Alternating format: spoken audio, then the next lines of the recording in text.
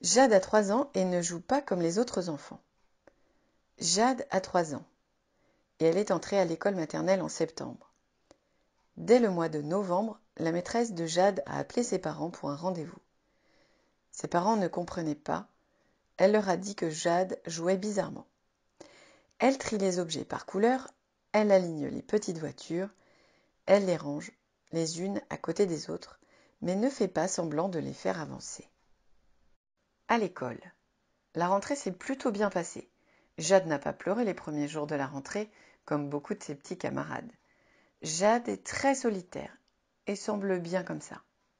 En classe, elle fait tout ce qu'on lui demande. 2 mois après la rentrée, c'est la maîtresse qui s'est inquiétée. Depuis le début, Jade est très calme en classe. Elle parle peu, mais répond quand on lui pose une question. Elle a l'air d'aimer être en classe. Mais la maîtresse trouve que Jade ne joue pas comme les autres enfants. Lors des temps libres de jeu après les activités, elle ne joue pas comme les autres aux poupées, aux petites voitures ou à la dinette. Elle reste seule et prend les jouets pour les regarder de très près ou les faire tourner dans ses mains devant ses yeux. Parfois aussi, elle prend toute une collection de voitures ou de personnages et les aligne en faisant très attention les uns à côté des autres. On dirait qu'elle ne sait pas quoi faire d'autre avec ses jouets, elle ne les utilise pas pour faire semblant. Pourtant, les autres enfants imaginent plein de jeux différents à côté d'elle. Elle les regarde, mais ne fait pas pareil. Dans la cour, elle reste seule. Jade regarde beaucoup les autres enfants jouer ensemble, mais elle ne joue pas avec eux. Parfois, elle court avec les enfants. Elle aime bien courir.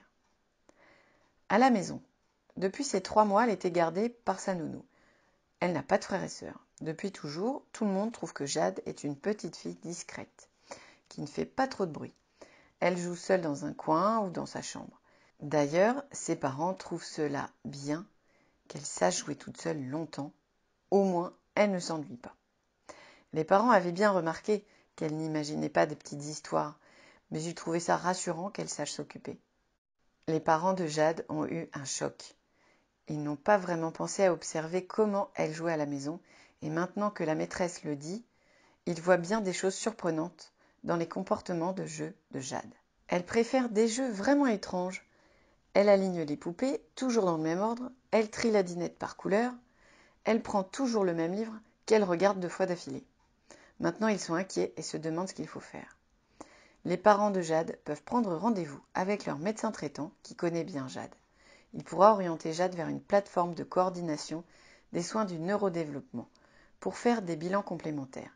Le médecin de cette plateforme travaillera en collaboration avec le pédiatre et organisera des bilans complémentaires qui permettront de mieux comprendre le fonctionnement de Jade pour l'aider au quotidien.